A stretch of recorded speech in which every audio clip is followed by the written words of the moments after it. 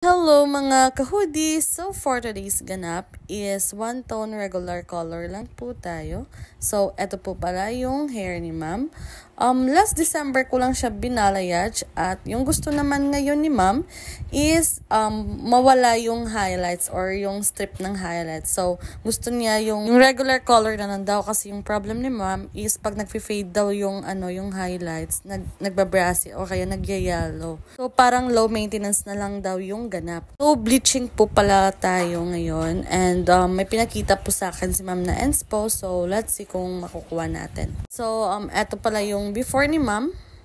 At ito po yung target color ni ma'am. At ito po yung after. So, compare lang natin. O, diba? So, sabi ko nga, when it comes to inspo, hindi naman kailangan na makuha talaga natin yung nasa picture since magkaiba po yung formula na ginagamit, yung brand ng gamot, at syempre yung lightning. Ang importante lang is parang magkalapit lang at syempre happy and satisfied yung client.